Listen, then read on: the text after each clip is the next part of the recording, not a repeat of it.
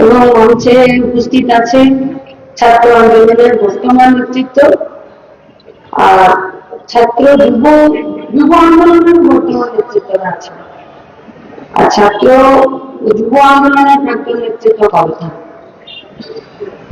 এবং আমি একদম নিশ্চিত যে মাঠে যারা উপস্থিত আছেন তাদের মধ্যে প্রায় ৯৯ ভাগ, আমার মতন এক অংশ একটু এদিক ওদিক হবে, প্রায় ৯৯ ভাগ প্রাক্তন ছাত্র নেতৃত্বরা উপস্থিত আছে।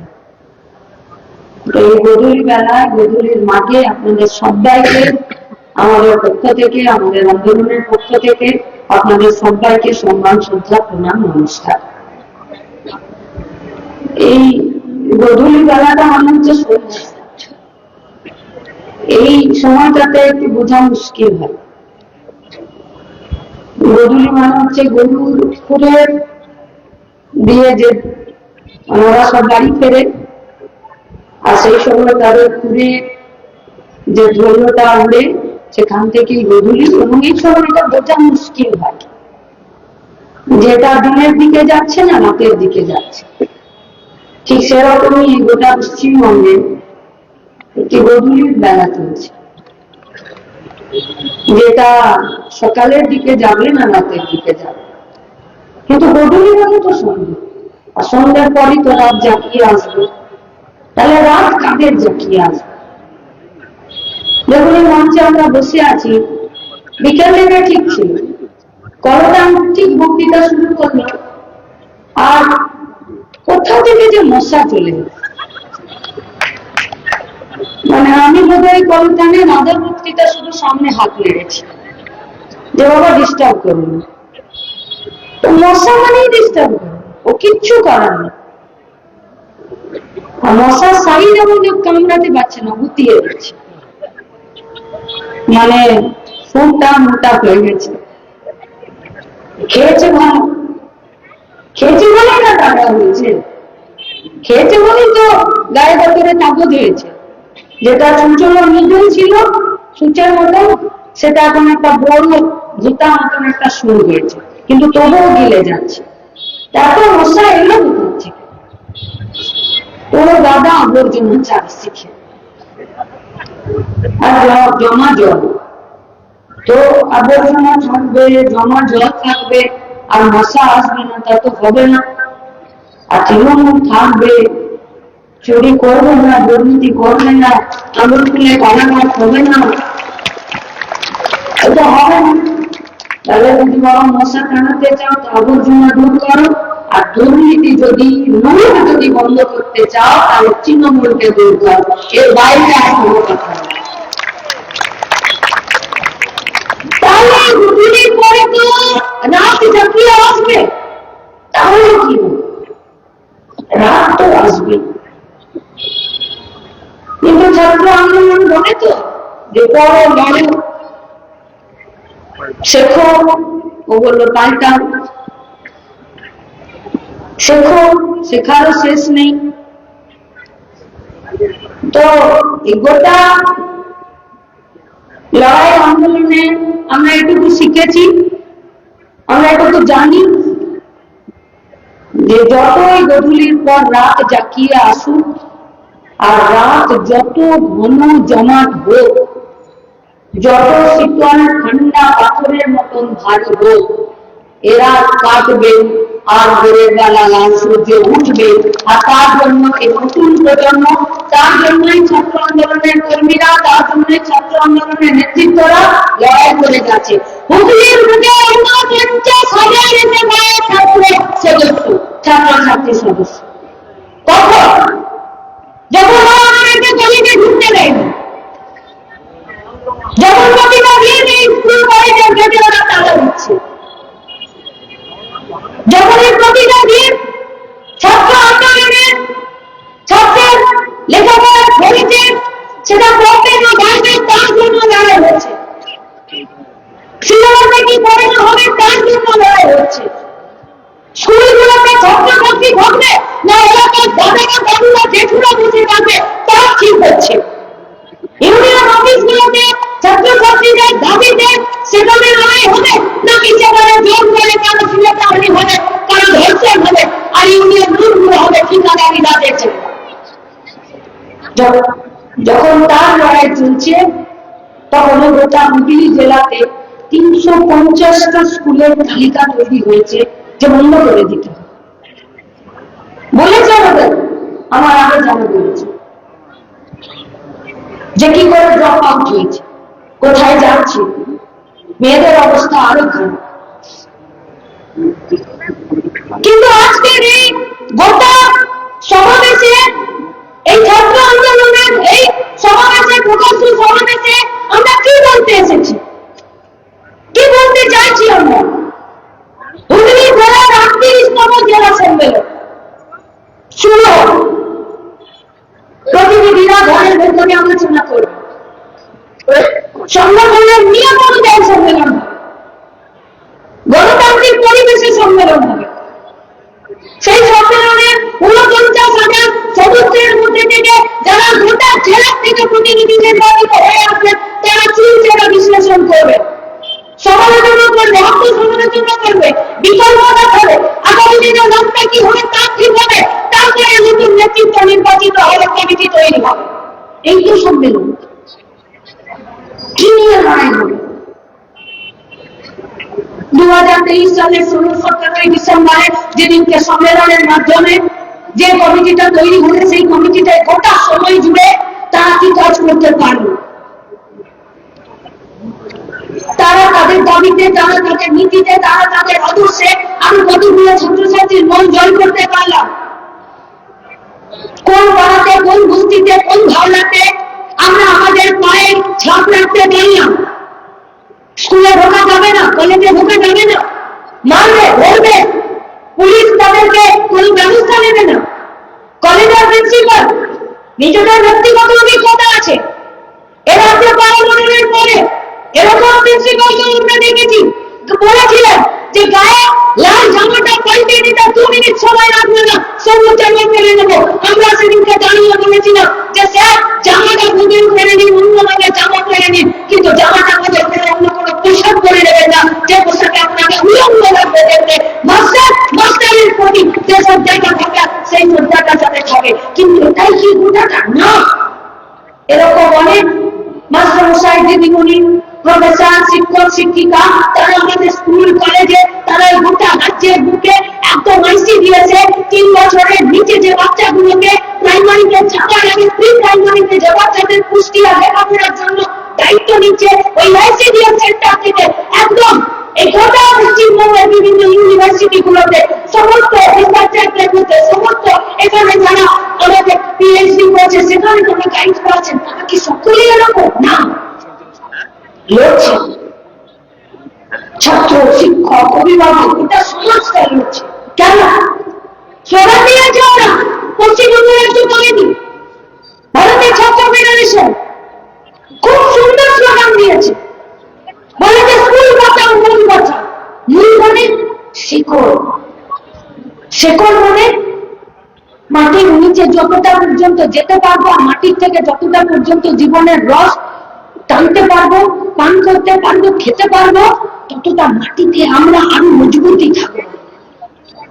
তাই স্কুলকে ওরা মূল বলেছে, স্কুলকে ওরা শিকড় বলেছে। এই স্কুলকে বাঁচানোর সঙ্গে এরা এই গোটা পশ্চিমবঙ্গে, গোটা সমাজে, গোটা ব্যবস্থাটা শিকড়কে বাঁচানোর জন্য স্লোগান দিয়েছে।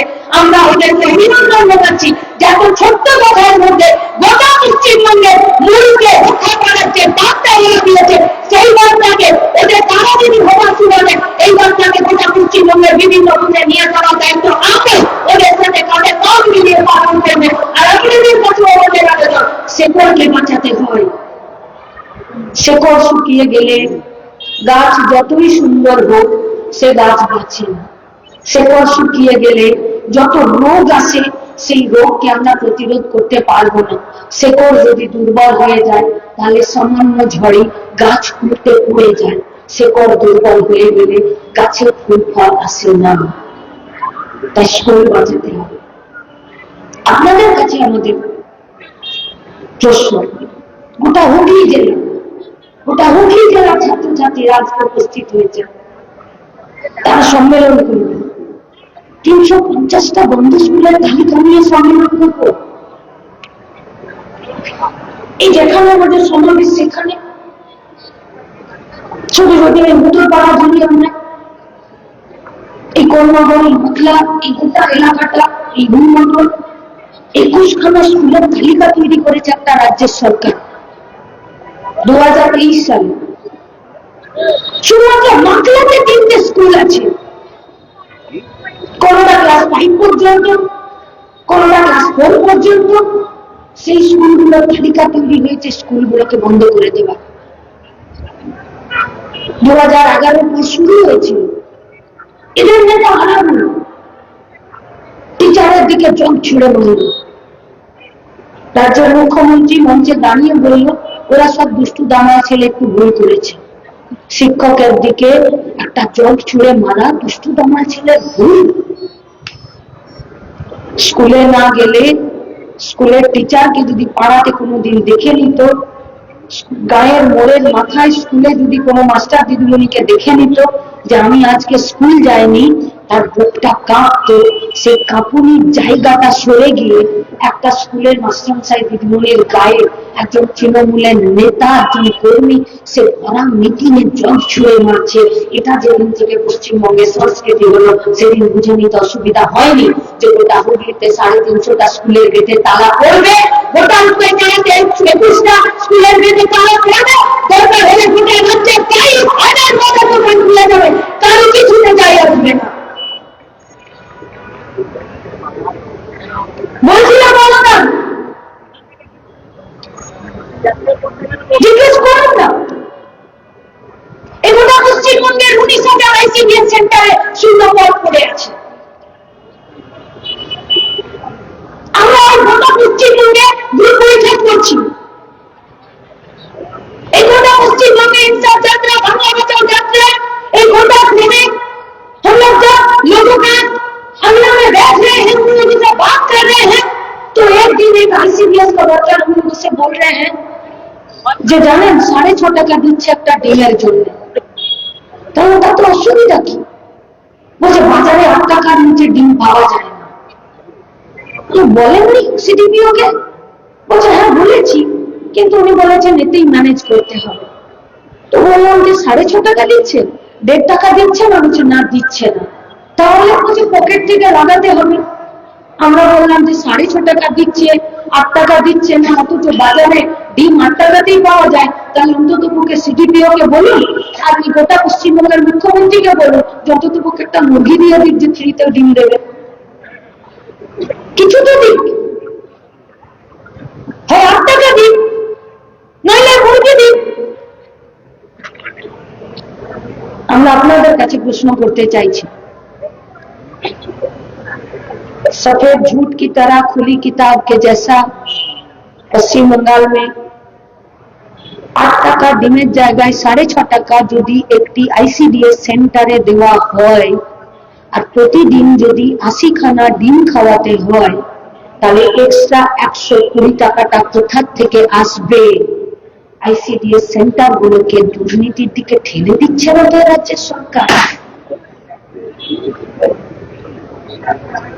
এই আইসিডিএস এর সেন্টার গুলোর প্রতি, এই মিড ডে মিলের ওয়ার্কারদের প্রতি, এই মিড ডে মিল খাওয়ানোর স্কুলে হেড টিচারদের প্রতি, এই মিড ডে মিল আইসিডিএস এর যারা সহায়িকা আছেন, যারা কর্মীরা আছেন, যারা টিচাররা আছেন, তাদের প্রতি এলাকার সাধারণ মানুষের একটা অন্য চোখ তৈরি করে দিচ্ছে না রাজ্যের সরকার?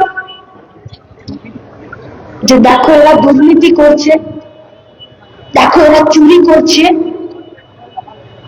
আজকে স্কুলের টিচারদেরকে বলছে যদি কোনো টিচারের বাড়িতে যদি একটু বেশি ডিম চলে আসছে, বলছে ও তো স্কুলে পড়ায়, এগুলো সব মিড ডে মিলের ডিম।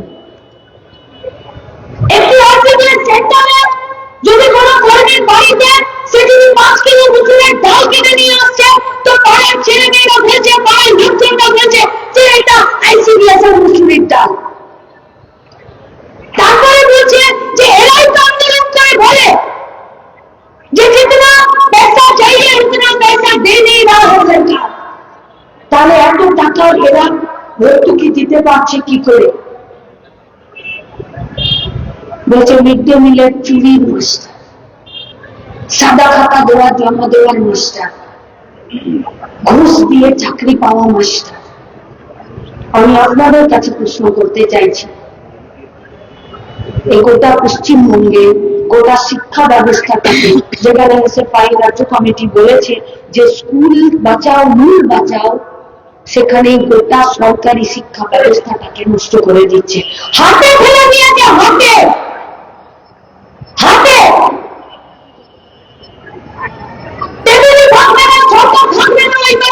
আমি একটি বাচ্চা গার্জেন, আমি এর পাশে থাকবে, আমি কার সাথে বসে করবো? একটা পলিটেকনিক্যাল পড়াশোনা, একটা মেডিকেলের পড়াশোনা, একটা ইঞ্জিনিয়ারিং এর পড়াশোনা, একটা সরকারি স্কুলে, একটা সরকারি কলেজে, একটা সরকারি মেডিকেল কলেজে, একটা সরকারি ইঞ্জিনিয়ারিং কলেজে যে লেখাপড়াটা 30, 35, 50 হাজারে হয়ে যায়, সেই লেখাপড়াটাই 4 বছরে একটা প্রাইভেট স্কুলে, একটা প্রাইভেট কলেজে, একটা প্রাইভেট ইউনিভার্সিটিতে, সেখানে এই লেখাপড়াটাই কোনোটার দাম 1 কোটি, কোনোটার দাম 50 লাখ, কোনোটার দাম 10 লাখ টাকা। টেবিল থাকবে মাঝে সরকারের সাথে এপাশে বাচ্চার গার্জেন, ওখানে সরকার নেই তো, সরকার তো টেবিল ছেড়ে উঠে বাইরে গেছে। প্রথমে বেসরকারি স্কুল কলেজকে এই গোটা পশ্চিমবঙ্গের ব্যাগের ছাতার মতন তৈরি করতে জায়গা করে দিয়েছে, আর এখন ওদের উপর বিস্ফোরণ, সরকারি স্কুলের ব্যাগে তালা লাগিয়ে হাজারের উপর স্কুল বাড়ছে। একটি সরকারি স্কুলে একটি ক্লাস 3 বাচ্চাকে ভর্তি করতে গেলে একটি প্রাইমারি স্কুলের হেড টিচার তিনি যদি স্কুলের বেডে বলেন যে আপনার বাচ্চাকে ক্লাস 3 থেকে যদি ভরে উঠাতে হয় তাহলে আপনাকে 25,000 টাকা ডোনেশন দেবে। গায়ের লোকজন মিলে গিয়ে টেবিল চেয়ার তুলে ঢেলে দেবে, উপরে ঢেলে দেবে, আর দিদিমণিকে বলবে এটা সরকারি স্কুল, আমার টাকায় চলে, তুমি কেন 25,000 টাকা ডোনেশন চাইছো?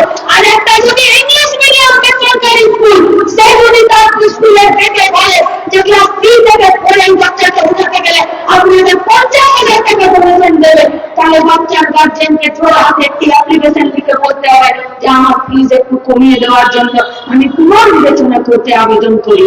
দরখাস্ত খুশি হবেই, হাতে বসিয়ে দিচ্ছে, হাতে।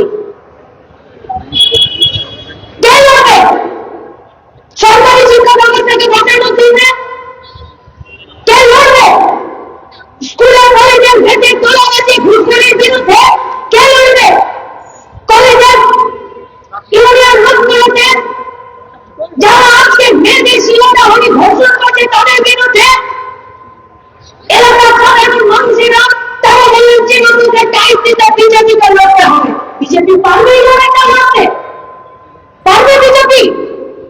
আমরা বিজেপির কর্মীদের কাছে জিজ্ঞেস করতে চাইছি, ভাই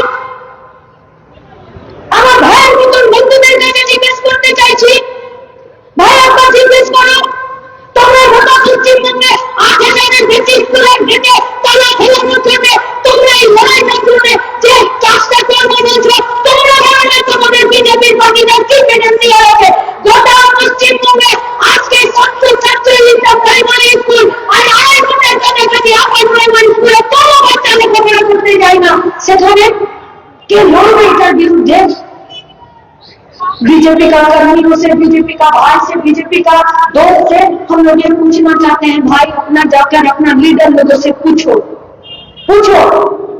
যে গোটা ভারতবর্ষে তোমরা স্কুলকে বাঁচানোর জন্য, তোমরা সরকারি শিক্ষা ব্যবস্থাকে বাঁচানোর জন্য কি লড়াইটা করেছো, যে পশ্চিমবঙ্গের তৃণমূলের এই দুর্নীতি আর স্কুলকে বন্ধ করে দেওয়া, সরকারি শিক্ষা ব্যবস্থাকে বন্ধ করে দেওয়ার বিরুদ্ধে এই লড়াইটা তোমরা জিতে পারবে, জিতে দিতে পারবে। কি গ্যারান্টি আছে তোমাদের? আমরা বলছি, আমরা গোটা ভারতবর্ষে বিজেপির পার্টিরা 90,000 সরকারি স্কুলের গেটে তালা লাগিয়েছে, তার মধ্যে 55,000 শুধুমাত্র উত্তর प्रदेश और मध्य प्रदेश है जहाँ पर केवल इंडियन सरकार, भाजपा सरकार चल रहा है, और उसके जगह 43,000 प्राइवेट स्कूल खुले थे। जिसका बाप का जेब में पैसा उसी का बच्चा पढ़ेगा, लिखेगा, बनेगा अफसर, और जिसका बाप का जेब खुली बड़ी नहीं रहेगा তার বাচ্চা উড়িষ্যার প্ল্যাটফর্মে পড়ে থাকবে, নইলে হুগলি নইলে হাওড়া প্ল্যাটফর্মের পিঠে একটা ব্যাগ নিয়ে আর আরপিএফে ঠেঙ্গা খাবে। চলবে না এই পশ্চিমবঙ্গে। পারবে না ভাই তোমাদের বিজেপি নেতারা পশ্চিমবঙ্গের শিক্ষা ব্যবস্থাকে বাঁচানোর জন্য।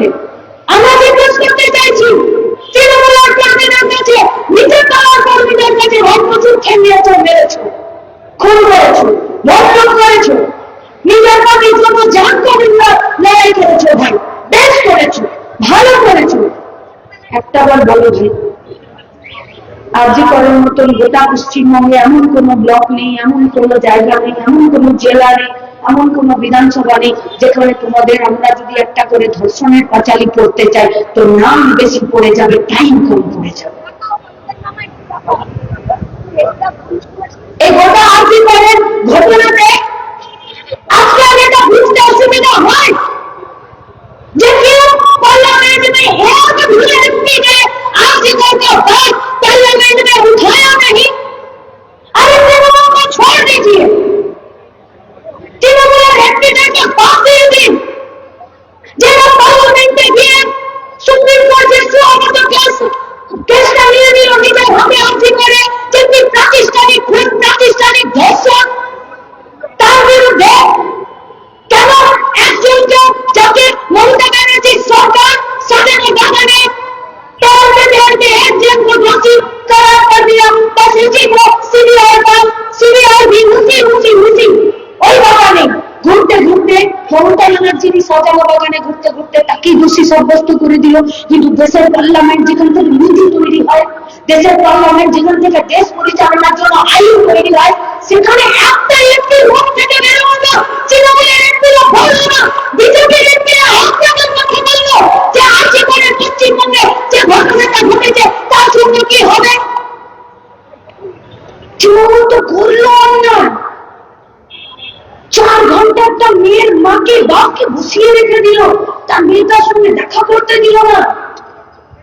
একবার বলছে টালা থানা চলে যায়, একবার বলছে শ্যামবাজারে থানা চলে যায়, একবার বলছে উনি অ্যাপ্লিকেশন লিখতে হবে, একবার বলছে সুইসাইড করেছে, একবার বলছে খুন হয়েছে, একবার বলছে যে কি ছিল দেখা করতে দিচ্ছে না, দৌড়াচ্ছে না দেখা, আর তখন তারা বডিটাকে ধুচ্ছে হচ্ছে, বডিটাকে কাপড় ধোপা দিচ্ছে, সমস্ত এভিডেন্স মুছে দিচ্ছে।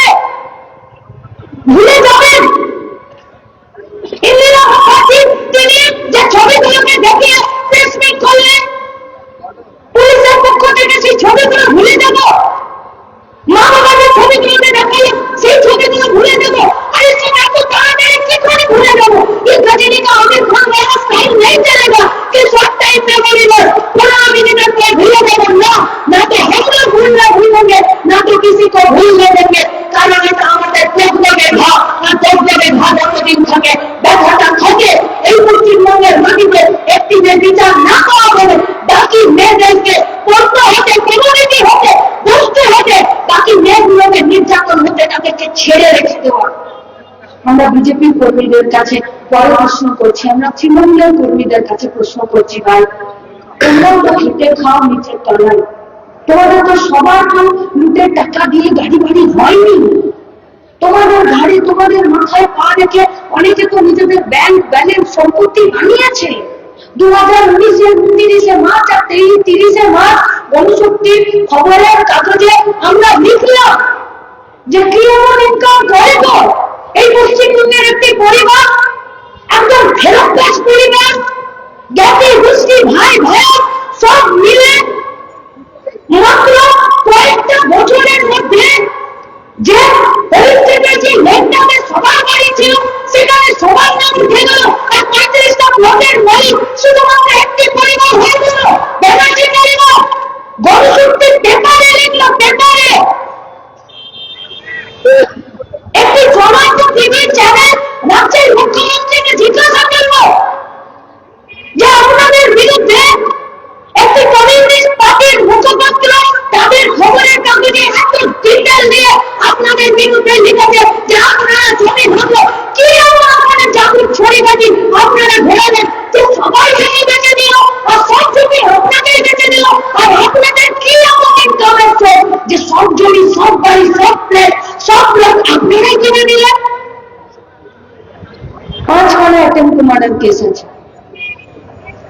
5খানা এই মঞ্চে দাঁড়িয়ে রয়েছে, অনেকের আছে, নিচে দাঁড়িয়ে আছেন অনেকের আছে, 5খানা অ্যাটেম্পট মার্ডার কেস আছে। রনিদেরও আছে বোধহয়, আমাদের পশ্চিম মেদিনীপুর এসএফআই জেলা সম্পাদকের 5খানা অ্যাটেম্পট মার্ডার কেস আছে। এক গাদা ছোট বড় বিভিন্ন কেস আছে। সরকারি পুলিশকে, সরকারি লোকজনকে শ্রমিকের জন্য আন্দোলন করতে গিয়ে, বেকার ছেলে মেয়েদের চাকরির দাবিতে আন্দোলন করতে গিয়ে, আনিসের খুনিদের বিচার চাইতে গিয়ে, আরজি করের বাড়ি আটকে দিয়ে মেয়েটার বিচার পাইয়ে দেবার জন্য মেদিনীপুরে জাল স্যালাইন কাণ্ডে রোগীদের পক্ষে লড়াই করতে গিয়ে 5খানা অ্যাটেম্পট মার্ডার কেস আছে। অসংখ্য অন্যান্য কেস আছে। মাসে একটা বড় সময়, আজকে এই থানা, কালকে ওই থানা, পরশুদিন এই কোর্ট, তারপরের দিন এই কোর্টে আমাদেরকে চক্কর লাগাতে হয়, আমাকেও চক্কর লাগাতে হয়। আজ মঞ্চ থেকে বলছি, ফিরে উত্থাপন করছি, কি এমন জাদুকাঠি আছে যে হরিশ চ্যাটার্জি লেনে সব সম্পত্তির মালিক আপনারা হয়ে গেলেন? কারা জমি বিক্রি করে দিল, কারা জমি বিক্রি করতে বাধ্য হলো, আর কারা শুধু একটি মালিককেই জমি বিক্রি করে দিল, আর সব প্লটের মালিকের নাম আপনার পরিবারের লোকেরাই কি করে হলো? আজ এই মঞ্চ থেকে বলছি, মিথ্যা মামলার জন্য ভর্তি, 5টা মিথ্যা অ্যাটেম্পট মার্ডারের জন্য ভর্তি। দরকার হয় অন্ততপক্ষে একটা সত্যি কেসের জন্য লড়বে। করে দিন মামলা আমাদের বিরুদ্ধে, করে দিন মামলা আমার বিরুদ্ধে। জানতে চাই কোর্টে দাঁড়িয়ে বলুন কি করে আমার সম্পত্তি হলো। তাহলে কি সম্পত্তি হয় নির্যাতনের পক্ষে কথা বলে? তাহলে কি ব্যাংক ব্যালেন্স হয় দুর্নীতির পক্ষে কথা বলে? তাহলে কি বড় লোক হয় পশ্চিমবঙ্গে দুর্নীতি করে? তাহলে কি পশ্চিমবঙ্গে টাকা কামানো যায় অত্যাচারকে লুকিয়ে দিয়ে?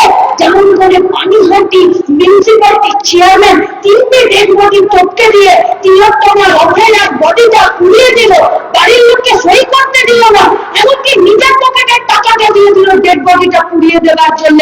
আর রাজ্যের মুখ্যমন্ত্রী এসে তার পিঠ চাপড়ে বললেন, ওয়েল ডান, গুড জব, তুমি পেয়েছো, তুমি লেটাস্ট মার্কস পেয়েছো, ওই জন্য তোমাকে আর কাউন্সিলর নয়, এবার আমি পানিহাটি চেয়ারম্যান বানিয়ে দিলাম। এই পশ্চিমবঙ্গে দুর্নীতি সরকার চলবে, চলবে না। তৃণমূলের কর্মীদের কাছে মনে প্রশ্ন, যারা একটি অন্যায়ের বিরুদ্ধে যারা কথা বলতে পারে না, আপনারা কি এই ধরনের নেতৃত্বকেই চান?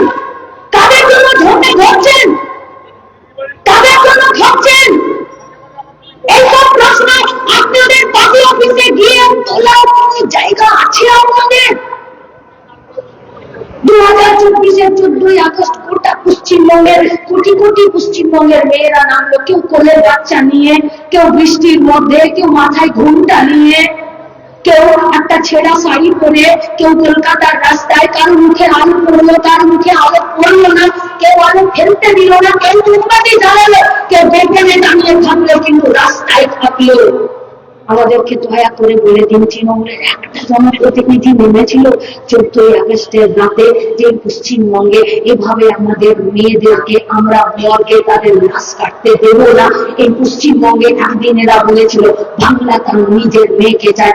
আমরা বলছি আমরা বাংলার প্রত্যেকটা মেয়েকে চাই, সুরক্ষিত চাই, বেঁচে থাকতে চাই, আর তাদের পায়ের নিচে জমিতে শক্ত করতে চাই। हम लोगों का सवाल भाजपा का कौन कर्मियों के पास भी है। आप लोग बोलिए, বিজেপির কর্মীদের কাছে আমাদের প্রশ্ন, পার্লামেন্টে তো আপনারা সংখ্যাগরিষ্ঠ, পার্লামেন্টে তো বিজেপির এমপিরা দাঁড়িয়ে আছে বেশি, আপনারা তো ঝড়ি ভোটে বেশি বিল পাস করিয়ে আইন তৈরি করে নেন, আপনারা তো টেবিল চাপড়ে ইলেকট্রিক বিল পাস করিয়ে নেন, আপনারা তো টেবিল চাপড়ে শ্রমিকদের সমকারীটাকে তারা আপনারা শ্রমিক আইনকে সমস্ত জলাঞ্জলি দিয়ে 4টে শ্রমিকের বিল উন্নত করে নেন। আপনারা তো টেবিল চাপড়ে এখানে ভারতবর্ষের শিক্ষা ব্যবস্থা একদম শেখার সময় তুলে দেন। আপনাদের একটা করে মুখে বেরোনো না আর্যিকরের বিষয়টা, কেউ বললেন না, কেন বললেন না? কিসের বাধ্যবাধকতা তৃণমূলের প্রতি? দেবাঙ্গন বলেছে বাপের কথা, আমি বলছি সবকা মালিক এক है। মোহন ভাগবত এসেছিল, এসে বলে দিয়েছিল আর্জি করেন ইস্যুতে মমতা ব্যানার্জি যা করবে আমাদের তার প্রতি সম্মতি হইল। সেদিন থেকে বিজেপির নেতাদের ইয়া বড় 20 হাতের লম্বা লেজ ঝুঁকিয়ে গেল। আর বাংলা বলছে কেবল বাংলাদেশেই করো একমাত্র কমিউনিস্টবাদীর একমাত্র একটি আমরা নাম যে পশ্চিমবঙ্গে এই ধরনের ঘটনা ঘটতে পারে না। গোটা পশ্চিমবঙ্গ জুড়ে গুন্ডা রাজ চলছে। হ্যাঁ, আমরা বলেছি যে রাত অন্ধকার খুব গভীর শীতল এত জমাট বাঁধা পাহাড়ের মতন সত্য, কিন্তু কালের নিয়মে সময়ের নিয়মে গতির নিয়মে এই রাতকে কাটতেই হবে।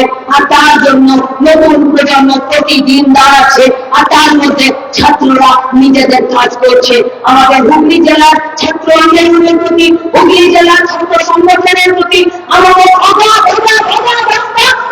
ভরসা আর আমাদের অগাধ প্রত্যাশা যে তারাই হুগলি জেলার প্রত্যেকটা ব্লকে, প্রত্যেকটা কলেজে, প্রত্যেকটা স্কুলে, প্রত্যেকটা বস্তিতে, প্রত্যেকটা ছাউড়াতে তারা নিজেদের অস্তিত্বকে, নিজেদের ঝান্ডাকে সাথে নিয়ে ছাত্রদেরকে সংগঠিত করার চেষ্টা করবে আর এই গভীর রাত কাটবে আর সকাল হবে। সকালকে হাত আড়াল দিয়ে কেউ আটকাতে পারে না, এই সকাল আসবে। তাই আপনাদের কাছে আমাদের আবেদন, গোটা পশ্চিমবঙ্গে গুন্ডা রাজ চলছে। আমরা যখন 2024 সালে যৌবনের ডাকে জনতার ব্রিগেডের মাঠে আমরা করেছিলাম, ঠিক এরকমই আমাদের একটা মঞ্চ ছিল পিছনে। এটা দেখছি আর একটা অন্যরকম মনে হচ্ছে। সেই ব্রিগেডের মাঠে বলেছিলাম, আজও বলছি, ওদের জুতোতে পা গলাবো না।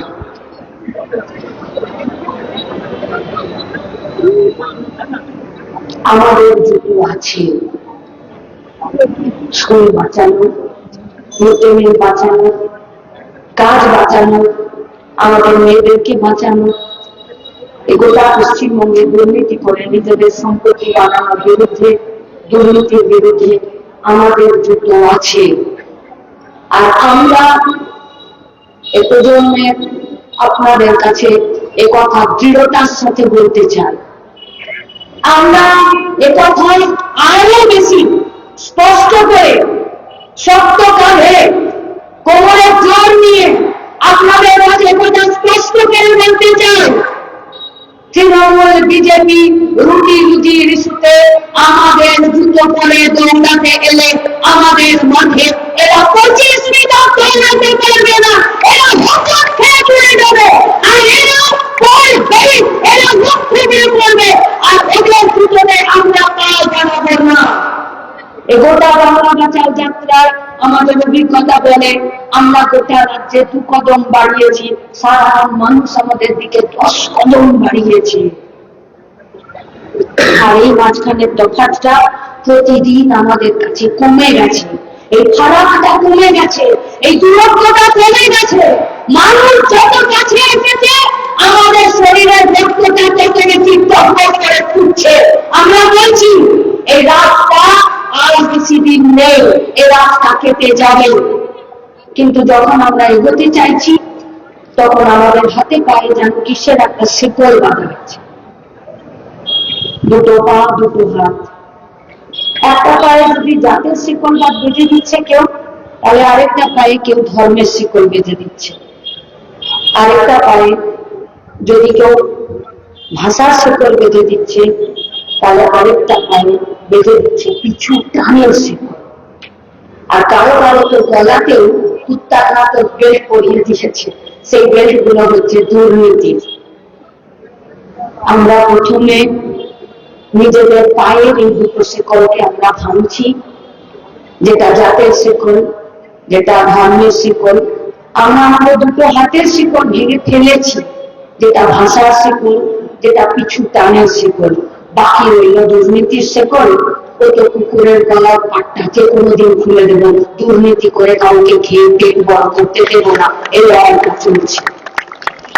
আপনাদের কাছে আমাদের আবেদন, তৃণমূলের কর্মীদের কাছে আমাদের আবেদন, যে ভাই বন্ধুরা ভেবে দেখো, ভেবে দেখুন, ভেবে দেখ ভাই তোরা, তোদের কাঁধে, আপনাদের কাঁধে, তোমাদের কাঁধে পায়ে দিয়ে আর উঁচুতে উঠে নিজেদের 35টা লক্ষ ছেড়ে দাও। তুমি এখনো পর্যন্ত ট্রিটমেন্ট দিতে গিয়ে হুগলি, তপসিয়া, তো ব্যান্ডেজ, তো এসএসকেএম ছুটছ, আর কেউ নিজের চোখের অপারেশন করতে আমেরিকা ছুটছে না তো। বিজেপির কর্মীদেরকে বলছি, দুর্নীতির শেকড়, দুর্নীতির বীজটা যদি উঠিয়ে দিতে হয়, আর যদি এই গোটা পশ্চিমবঙ্গের তৃণমূলের দুর্নীতির আর গুন্ডারাজের সরকারটাকে যদি শেকড় সমেত উঠে ফেলে দিতে হয়, তাহলে এখানে গেরুয়া ঝান্ডা পারবে না। তাহলে তোমাদের সঙ্গে, তোমাদের রাজ্যের নেতাদের সঙ্গে, তোমাদের সাথে নয় ভয়, তোমাদের রাজ্যের নেতাদের সাথে তৃণমূলের বিরুদ্ধে বড় আঠালো বড় এই চর্চাটা আমি ছাড়বে না। এদের বিরুদ্ধে এত আঠালো যে বাংলাদেশের খাটের তলায় কোটি কোটি টাকা ট্রাম গেল, ট্রাম টাকা ভরে দেওয়ার জন্য ট্রাম গেল,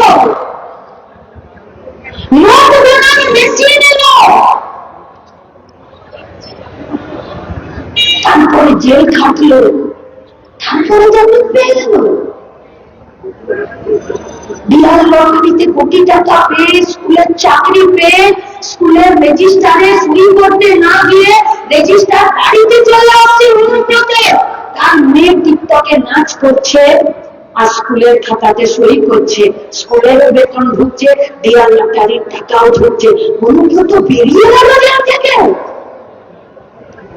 মিড ডে মিলের চাল, স্কুলের চাল, হসপিটালের রুগীদের চাল, জেলে থাকা কয়েদিদের দুপুরবেলা, রাতের বেলা খাবারের চালের ভাগ যেটা হয়, সেই চাল কেজি করে বেচে দিয়ে জ্যোতিপ্রিয় খাদ্যমন্ত্রী গোটা পরিবার নিয়ে জেলে চলে গেল, তাও বাড়ি থেকে চলে এলো। এ পীড়িত যে ফেভিকল সে भी জোড়া বেশি জোর, এ পীড়িত কমছে না। প্রশ্ন করার যদি মূলত থাকে করো প্রশ্ন করো। আমি বলেছি যে আমরা প্রশ্ন করব, আমরা বেশি আমাদের প্রশ্ন করার দিন শেষ। তৃণমূলের কর্মীরা কর্মীদের নেতাদের কাছে গিয়ে প্রশ্ন করো যে কেন তোমরা দুর্নীতি করে আসো, যদি কথা বলার জায়গা থাকে। আর বিজেপির কর্মীরা রাজ্য নেতাদের কাছে প্রশ্ন করো, কিসের এত আঠারো মিনিট আর কিসের এত তৃণমূলের সঙ্গে কাপড় রাখবে না যে চুরিতে যারা জেল গেল তারা বাইরে চলে আসে। আমরা একটু জরুরি, আমরা বলছি সব স্বচ্ছ, নির্ভীক, নিরপেক্ষতা, ধর্মনিরপেক্ষ গণতান্ত্রিক ভাবে এই রাজ্যের প্রশাসন আমরা পরিচালনা করার মতো কাজ আমাদের চেষ্টা হয়েছে, কাজ আমাদের শক্ত হয়েছে, সেইভাবে আমরা আপনাদেরকে বলতে পারি যে দুর্নীতি করতে দেব না। গোবরে পোকা বোঝেন? গোবরে পোকা বোঝেন কি গো দিদিরা মায়েরা? গোবরে পোকা বুঝেন? দেখবেন যদি সোজা হয়ে থাকে তাহলে একটু দূর যাই, কমফোর্ট করে, তারপর একটু মরে, তারপর আবার নিচে যায়, করে আওয়াজ হয়, দেখেছেন? গোবরে পোকার সঙ্গে মৌমাছির বড় পীড়িত। মৌমাছি গোবরে পোকাকে দুর্নীতির কথা বলে বলেছে যে তোকে না আমি একদিন মধু খাওয়াবো, না গোবরে পড়ে থাকিস, কে আর বুঝবি, তোকে আমি একদিন মধু খাওয়াবো। গোবরে পোকা বলেছে আচ্ছা ঠিক আছে দেবে। একদিন মৌমাছি পরিপাটি করে মধু নিয়ে এসে গোবরে পোকাকে বলছে নে খেয়ে ডাক্তার। গোবরে পোকা হা করেছে, মধু দিয়েছে, খেয়েছে, খাওয়ার পর বলছে কি রে কিছুই তো বুঝতে পারছি না, যে বলিস কি মিষ্টি মিষ্টি লাগছে না? না বোঝাচ্ছে আমি আরেকটু দিয়েছে, তারপরে বলছে এবার বুঝলি? বলছে না কিছুই তো বুঝতে পারছি না। তো বলিস কি রে মধু দিলাম সব বুঝতে পারছিস না? হচ্ছে না। কোন মুখটা হা কর দেখি, যেই মুখ হা করেছে দেখছে যে এক লাদা গোবর মুখের মধ্যে পড়ে আছে। তো যে মুখে গোবর পড়ে আছে সেই মুখে কি মধুর স্বাদ পাওয়া যাবে? মৌমাছি বললো তুই এক কাজ কর, আগে মুখের গোবরটা খেয়ে আয়, ভালো করে কুচু কর, তারপরে আয়। গোবরের পোকার মুখ থেকে গোবর ফেলে কুচু করে যখন এসেছে, মৌমাছি ওকে 2 ফোঁটা মধু দিয়েছে, বলেছে আহা কি স্বাদ রে, এ তো গোবরের মধ্যে স্বাদই বুঝতে পারতাম।